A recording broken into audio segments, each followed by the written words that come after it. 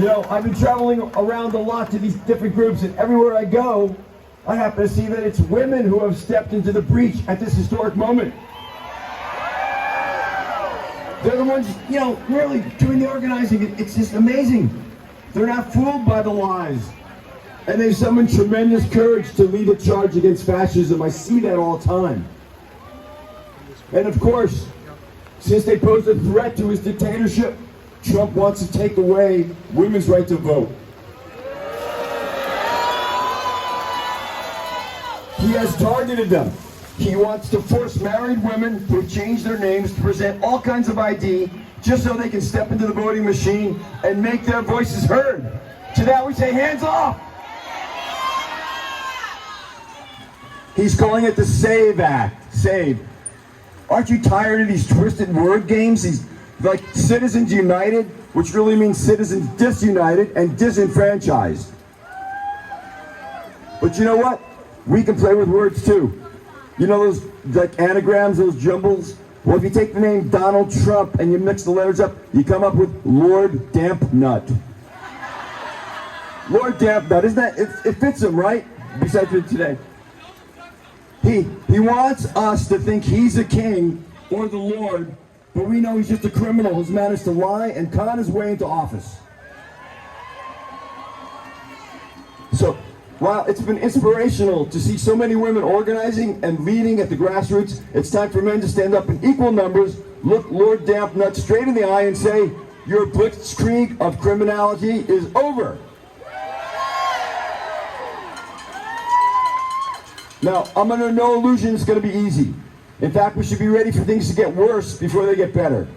We're facing an entire regime whose first move is to use extortion to get what they want. They're extorting everyone in every possible way. He's extorted the media, who've paid him millions in tribute. He's extorted top law firms, who've pledged millions worth of their services to promote his agenda and oppose those who oppose him, like us. He's extorted universities, which have buckled under his threat to withhold funding. He's even extorting states of the union by threatening to withhold federal funds. And of course, he's extorting other countries with tariffs. But an extortionist doesn't just hit you up once and then go away, leave you alone. If you say yes once, he will return over and over again and extort you to death. Wow. Look at the rain. You guys, you're hardcore. Whoa. Whoa. So we're witnessing major crimes in progress right now against the constitutional order, against the rule of law, and against innocent people. He's claiming powers he does not have. Executive orders are not laws. They're not even close to laws. So let's be clear. He and Musk are not empowered to fire anyone outside of the executive branch. Not one single person.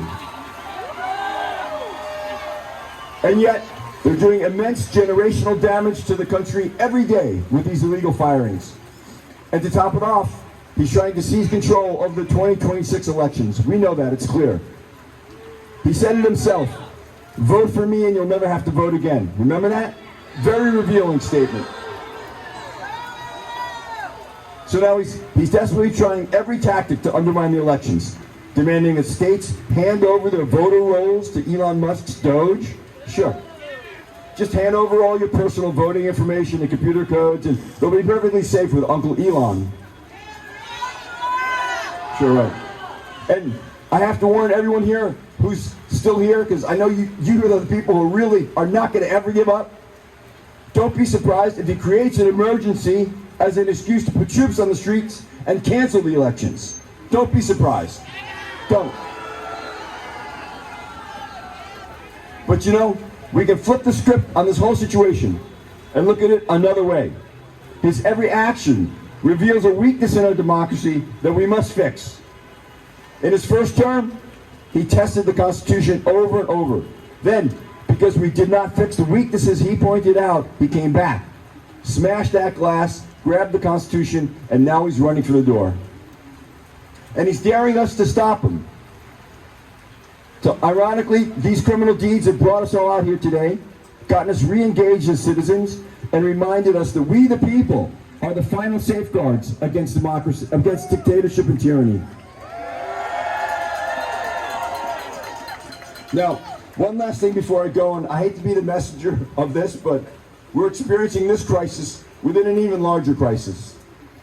The constitutional crisis that threatens to take away our freedoms and destroy the nation as we know it is unfolding within the larger ecological crisis that is destroying our life support systems. And these two crises are intertwined. The oil and gas industry has unlimited cash to burn, and they donated an astounding $450 million to Lord Dampnut and his allies during the 2024 campaign season. $450 million. And that figure, it doesn't even include the actual total, which is far higher due to hidden dark money flows. So while California burns, while hurricanes devastate Florida and the Gulf of Mexico coastline, and while the food basket of the Midwest gets blasted by record droughts and floods, any effort to address the underlying problem of burning fossil fuels gets smothered in hundreds of billions of dollars in oil money. So, it turns out, Lord Dampnut is right. The system is rigged. Rigged in favor of the billionaires and the multinational corporations. He even showed them to us by lining up three men behind him who hold more wealth than 170 million Americans combined. We've seen the billionaires, we've seen them, so now it's time to see the 170 million joining us in peaceful protests. And that could happen. In fact, it did happen already, right here. Lexington and Concord, right up the road, exactly 250 years ago, April 1775. Paul Revere made his famous ride to warn Sam Adams and John Hancock that the King's Army was on its way to arrest them. Thanks to Paul, they escaped, and the Minutemen showed up to hand tyranny its first defeat in America, right here. Now, so we're gathered here today to carry a crucial message, another warning, just like Paul Revere did, because most Americans are still unaware of the dangers coming down the road towards them. I've heard people say that, hey, 250 years is a good run, a good period for democracy, but now it's over. It's a great experiment in democracy that failed. To that I say, no. I inherited a democracy that my ancestors fought for, and I won't go into it, but there's a lot of bloodshed in my family over World War I, World War II, all the wars. I'm not going to go into it. I refuse to hand over dictatorship to my children. The people will prevail. But after we defeat fascism, we can't go back to business as usual. No, otherwise we'll be right back in this situation, or even worse, should a younger, smarter con man arise in the future. At least that rules out J.D. Vance. I see three major changes we must make going forward. Three. One, get money the hell out of politics. I mean really, once and for all. I know it'll be difficult. I know it's hard. No excuses, just do it. The American people want it.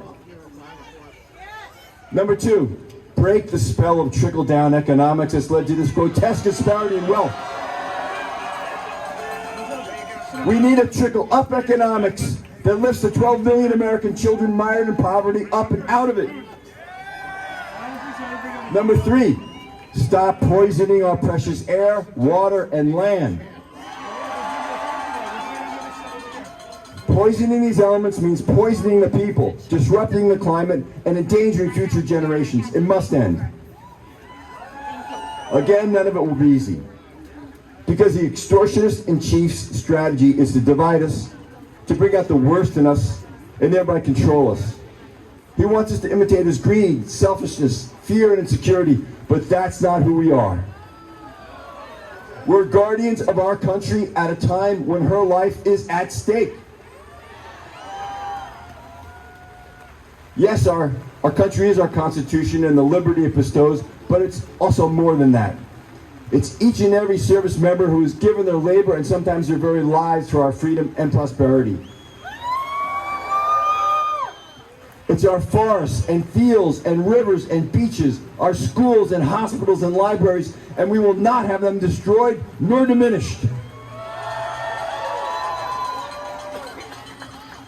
And so in closing, I guess we should just do a big hands-off to the forces of fascism that would rob us of these blessings. Can we say it together? 1, 2, 3, hands off! Thank you all for joining us in solidarity today. Let's keep it up. It's a marathon.